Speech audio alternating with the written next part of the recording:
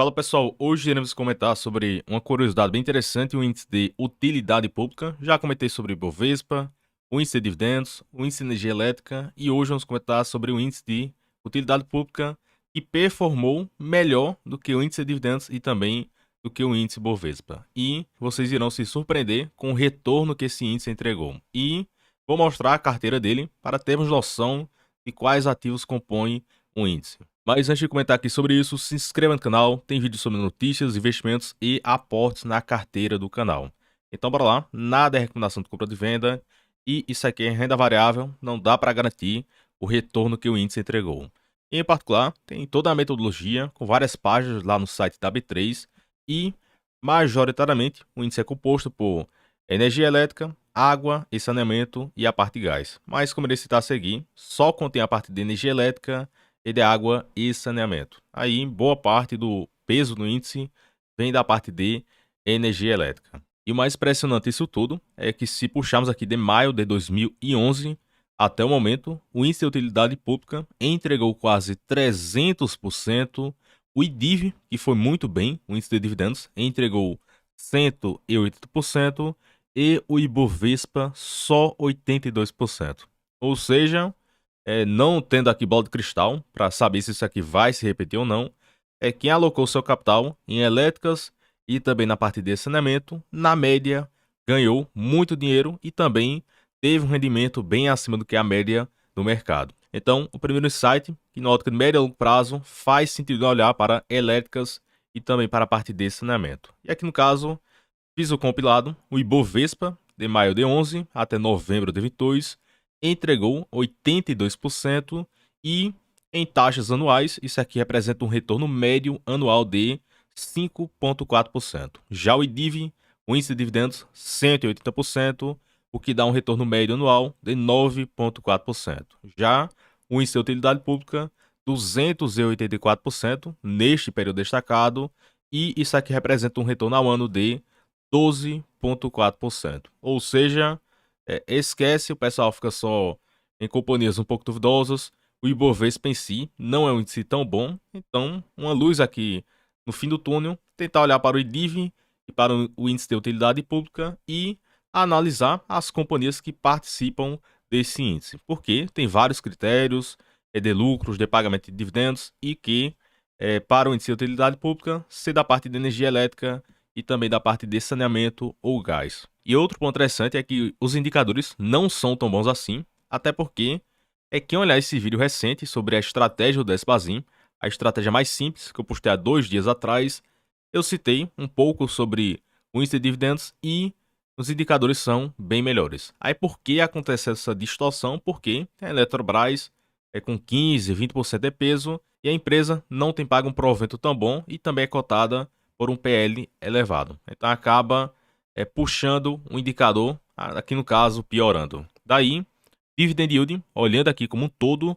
com cada peso de cada companhia, ficou na faixa de 4%, PL de 13, então nesta ótica estaria cara, 1,7 valor contábil, então também teria um ágio muito grande sobre o valor patrimonial e, na média, as companhias entregaram um crescimento de lucros de quase 23% ao ano na média. Então, é uma boa taxa de crescimento de lucros. Já que a inflação gira aí na casa de 6 a 7% a média, então foram empresas que, na média, entregaram um crescimento de lucros acima da inflação, então provavelmente o dividendo também cresceu acima da inflação. E aqui para termos noção da composição desse índice de utilidade pública, então coloca na internet o TIL e a parte de energia elétrica representa 88% de peso no índice. Aí tem a CEMIG, Copel, Engie, ICETEP, Taesa, Energia Brasil e várias elétricas conhecidas.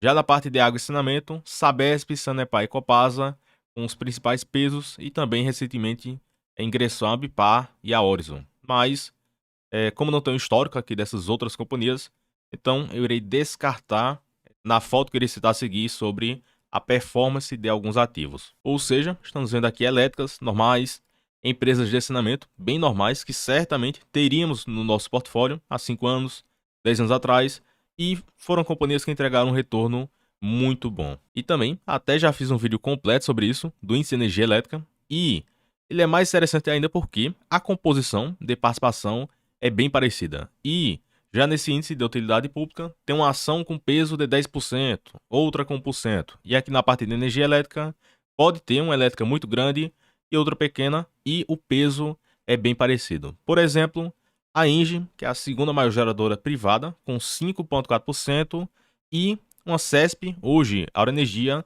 também possui 5,5%. E uma Light também com 5,5%. Então o peso é bem parecido. E cabe destacar que o retorno foi fantástico, de quase 8.200% do índice de energia elétrica, isso de 94 até o fechamento de 2020. Ou seja, um retorno de 18% ao ano na média e um dividend yield de quase 4%. E aqui no caso, eu quis separar, como vimos, o peso de utilidade pública, quase 90% é energia elétrica e 12% água e saneamento. Então, essa primeira foto, só coloquei algumas elétricas que participam lá do índice. De maio de 2011 até o momento, a Equatorial realmente foi fora da curva, 1.500%, com a reaplicação do provento, Isacetep 330, Copel 314, o índice é 284, a Engie 262, Energia Brasil quase 250% de retorno, SMIG 235 e a CPF Energia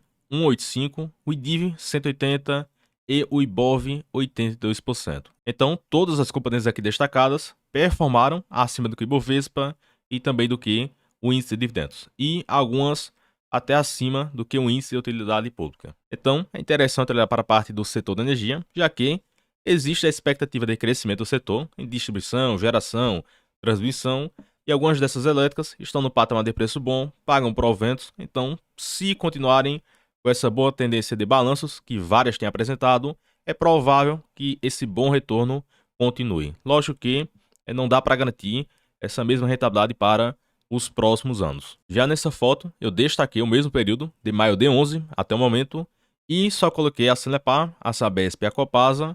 Então perceba que a Sanepar, todo mundo fala mal, 532% de retorno, Sabesp 400, o índice 284, o IDIV 180%, e a Copasa performou de forma parecida do que o IDIV, enquanto o IBOV apenas 82%. Então vocês ficam numa histeria imensa. Minha carteira tem que bater o IBOV. Então foque em companhias boas, baratas, que pagam proventos, que certamente a sua carteira vai render acima do que o Ibovespa. Então, temos aqui 3 estatais que renderam acima do que o Ibovespa e praticamente as 3 renderam igual ou bem acima do que o IDIV. Então, a Sanepar da vida, 500%, e lá no pico a Sanepar já chegou a entregar na faixa de 900% antes de toda essa queda de 40% a 50% nas cotações. E aqui no caso, indo no investidor 10, temos aqui um índice de utilidade pública em 12 meses, sobe 24%, e em 5 anos uma alta de